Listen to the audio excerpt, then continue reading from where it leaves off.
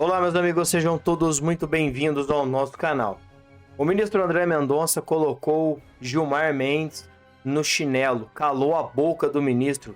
Essas são as palavras que eu posso dizer, nada mais, nada menos. Simplesmente colocou o ministro Gilmar Mendes no seu devido lugar, tudo porque o ministro tinha ficado irritadinho por causa das prisões que aconteceram com o Vorcaro e a sua família, e ali o Gilmar Mendes disse que ficou incomodado, que não eram para ter prendido, né, o Vorcaro e família, como foi preso, né? Então é assim, os bandidos sendo presos e os ministros do Supremo Tribunal Federal irritados. Só que aí o André Mendonça já foi direto na lata e disse que está cansado e disse que não é criança. Estão achando que André Mendonça é criança, só que ele não é. Vem comigo, se inscrevam, deixem o seu like e ative o sininho das notificações para vocês entenderem tudo o que está acontecendo. Vem comigo e olha aqui a direta dada pelo ministro André Mendonça no clima tenso dentro do Supremo Tribunal Federal, onde Gilmar Mendes foi vencido mais uma vez. Os autos tratam de novas fases, assim denominada Operação Compliance Zero, caso rumoroso que há meses vem ocupando o noticiário de forma cada vez mais espetaculosa e sensacionalista. Na linha do que tenho salientado em votos anteriores, a nossa experiência institucional recente, em particular, está repleta de exemplos dos efeitos altamente danosos que o circo midiático e a espetacularização de investigações criminais podem causar, não apenas aos direitos individuais do acusado, mas igualmente à própria elucidação dos graves fatos apurados e ao país. É evidente que eu me refiro aqui às práticas processuais autoritárias da famigerada Operação Lava Jato, que, refletindo um punitivismo inebriado com a expectativa de popularidade, ultrapassaram todas as raias da legalidade. Primeiro, dizer que nós não estamos aqui a julgar Lava Jato. Não vou avaliar Lava Jato, não é o objeto do julgamento. Nós estamos aqui a julgar a maior fraude financeira da história do nosso país, e se não a maior, certamente uma das maiores do mundo, da história. E essa fraude tem algumas peculiaridades. Não é simplesmente um crime do colarinho branco, é mais do que isso. Não são simplesmente atores num gabinete na Faria Lima, nos palácios, que praticaram fraudes e crimes de corrupção, de lavagem de dinheiro, de prejuízos ao sistema financeiro nacional, de dilapidação de um fundo garantidor das poupanças do nosso país. Não. Aqui há contornos de máfia. Há contornos de crime organizado mafioso, de fuzis, de metralhadoras, de armas raspadas, de infiltração no sistema policial. Por isso eu quero, de antemão, agradecer por esse julgamento presencial, que me permite pôr às claras algumas coisas que não estão tão claras, quiçá questões até ocultas. E é interessante porque eu me recordo de uma conversa, ministro Gilmar, com Vossa Excelência, assim que, para ser indicado para o Supremo, Vossa Excelência pontuou que para ser ministro do Supremo é preciso ter coragem. E me lembro do que ele respondia à ocasião: não tenho medo da morte, quanto mais de ser ministro de um tribunal. Não tenho medo de combater o crime aplicando a lei. Não tenho medo de absolver quem é inocente. Não ajo por pressões de mídia e nem busco a mídia. Aliás, a mídia às vezes me critica porque, de certa forma, eu não sou tão acessível. Não tenho grupos de mídia, não dou entrevistas, não busco ser estrela. Sou um servidor público e, com muito orgulho, sirvo à justiça há mais de 20 anos, há 25 anos na AGU e no Supremo.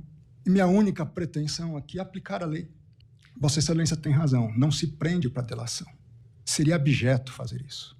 E eu não me presto a trabalhos abjetos. Se prende, se está praticando crime, se está obstruindo a justiça, se está tentando ocultar provas, se há uma continuidade delitiva. Para isso se prende.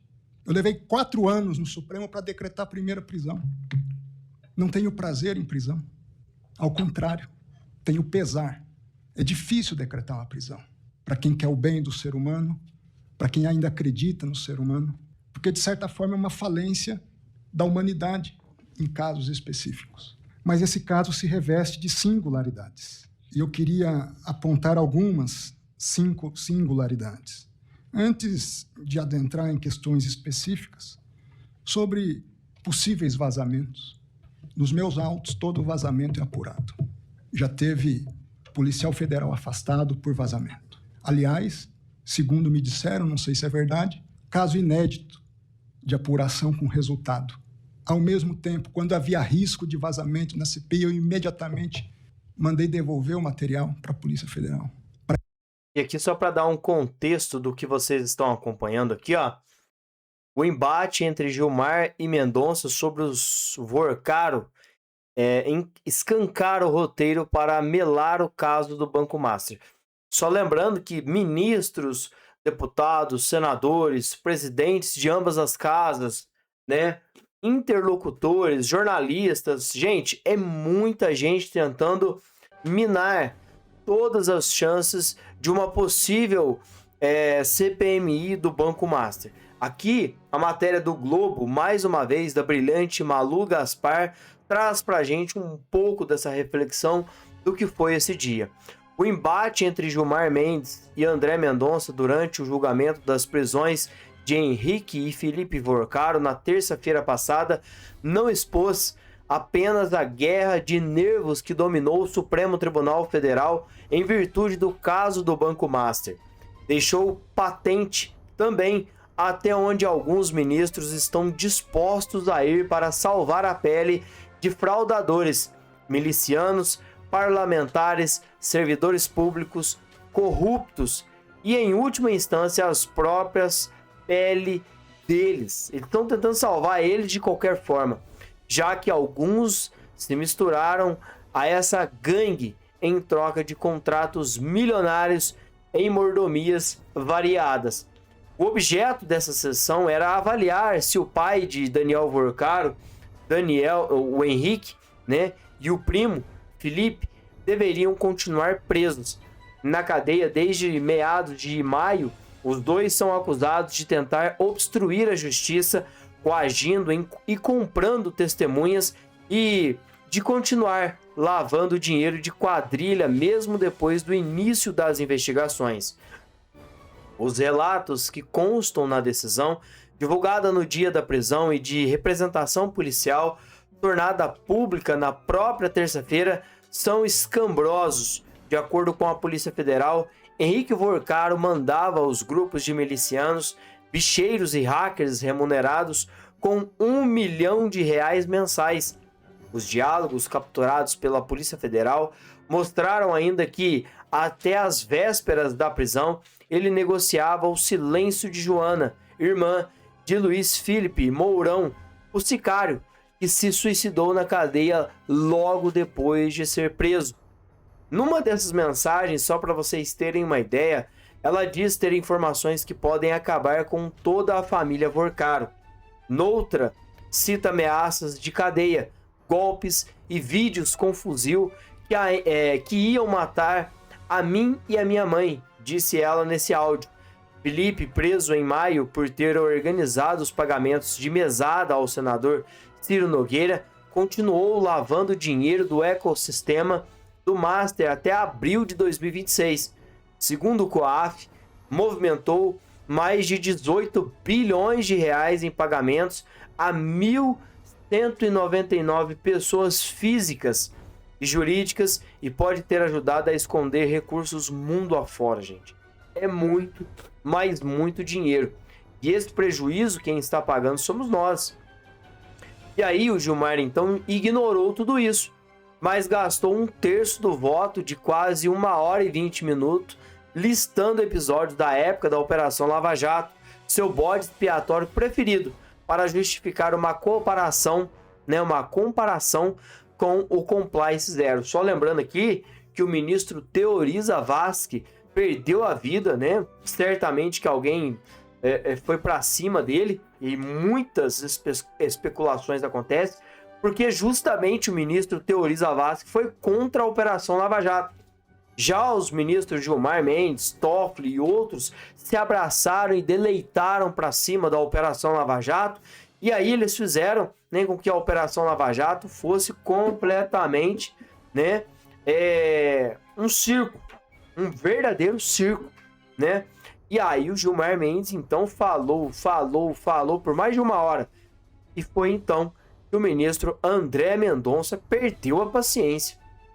Na opinião aqui, continuando a matéria, em sua opinião, a operação comete os mesmos abusos entre eles de prender parentes para obter delações ou o juiz atuar em conluio com os investigadores. Quem conhece o histórico de Gilmar, porém, está cansado de saber que sua preocupação com o devido processo legal é tão seletivo quanto a delação proposta por Daniel Vorcaro. O ministro nunca se incomodou com o tenente-coronel Mauro Cid ter sido preso preventivamente por 4 meses no caso da trama golpista, até decidir fazer uma delação num acordo fechado apenas com a Polícia Federal e contra a opinião da Procuradoria-Geral da República, mas autorizada por Alexandre de Moraes. Ou seja, para ele só vale aquilo que lhe interessa. Nesse caso, defender o Vorcaro e para Dias Toffoli e para outros ministros é um caso de vida ou morte.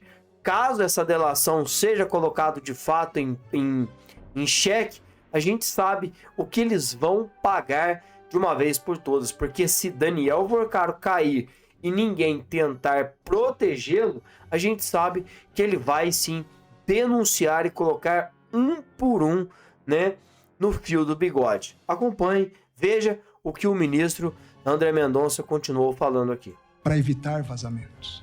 Sobre transferências de presos. Eu me lembro, foi um choque para todos nós, a morte do Sr. Felipe Mourão, conhecido como Sicário. Me custou acreditar que fosse um suicídio. Infelizmente, eu tive que ver a cena, uma cena dura, doutora Cláudia, ver um ser humano tirando a própria vida. Lamentável, mandamos investigar, ministro Cássio, com a suspeita de que pudesse ter sido uma queima de arquivo, alguma coisa do tipo, mas todos os indicativos até agora da Polícia Federal indicam que não foi isso, que foi um ato voluntário dele.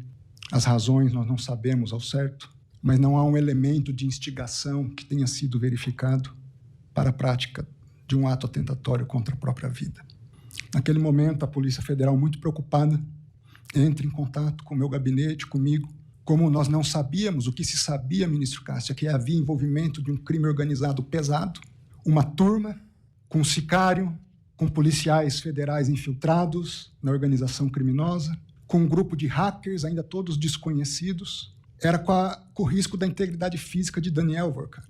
E num ato momentâneo, a Polícia Federal pede para que ele vá para um presídio federal porque não se sabia a penetração desse crime organizado todo. Às vezes é uma comida envenenada, às vezes é uma água e se apaga uma pessoa ou se apaga um arquivo.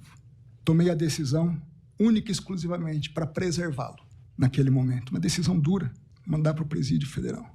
Tomo a decisão, chamo os advogados e digo o seguinte para os advogados. Diante do quadro atual, se os senhores têm segurança da integridade física do cliente dos senhores, em um outro local eu transfiro. Os próprios advogados, nós não temos também, ministro. Então, assim que nós tivermos o melhor esclarecimento das coisas, na primeira oportunidade eu devolvo ele para um sistema menos rígido. Foi por isso que ele foi para lá, ministro Gilmar. Para preservar uma vida humana, por mais duro que fosse. Não foi por outra razão. E tive a deferência com a defesa de expor isso. Mas nem a defesa se sentiu tranquila de que em outro local o cliente deles estivesse seguro. Agora, é verdade, nós votamos para a história. Quem é a turma? Página 5 da representação da Polícia Federal. Liderada por Daniel Vorcaro, tinha um sicário, alguns policiais federais, nem todos descobertos ainda. Ainda se investiga outros policiais federais. Havia, nessa turma, empresários do jogo do bicho. Era uma mistura de milícia da Polícia Federal, dentro da Polícia Federal, com crime organizado no Rio de Janeiro. Há uma série de figurinhas desconhecidas aqui. Eu não sei. Talvez seja muito simples hoje acabar com a investigação. Basta alguns desses desconhecidos, talvez atentar contra a integridade física do relator. É disso que nós estamos tratando. Eu não sei. Eu sei que hoje, para parar do jeito que está, o polo mais frágil sou eu. Mas, como eu disse, é preciso ter coragem. Responde o Luiz Felipe, o capitão do barco, sobre os milicianos que vieram me ameaçar aqui dentro da Marina, em nome do Daniel Vorcaro. Tá sabendo disso? Luiz Francisco diz, não. Então, o capitão do barco, então, eu estou lhe afirmando, e a testemunha é o próprio Mateus que presenciou. Eu estava em São Paulo com você, 7 milicianos. Estou com as filmagens do barco, eles estiveram aqui, foram no meu condomínio. Me ameaçaram de morte. É disso que nós estamos julgando, ministro Gilmar. Não é o caso que nós estamos julgando. Não é Lava Jato. Esse é o caso que nós estamos julgando. Esse é o caso que nós estamos julgando. Nós estamos julgando dois. Esse não é Lava Jato. Esse é o que nós estamos julgando. Porque depois eu vou chegar no Henrique. Viu? Nós vamos chegar. Calma que... E aqui o Gilmar Mendes, ele fica, né, voltando nessa Lava Jato. Gente, já foi. Já desmembraram toda a Lava Jato, desfizeram tudo que tinha acontecido na Lava Jato. E aqui o ministro Mendonça coloca o dedo na cara de Gilmar Mendes e fala que é isso aqui que estamos, né, pautando, é isso aqui que estamos julgando. Pessoas que estão tentando matar outra pessoa para poder, né, de fato, esconder os fatos, esconder o que está acontecendo ali, né, nesse caso tão emblemático que é o Banco Master. Já já a gente volta com muito mais informação. Se inscrevam, deixem o seu like.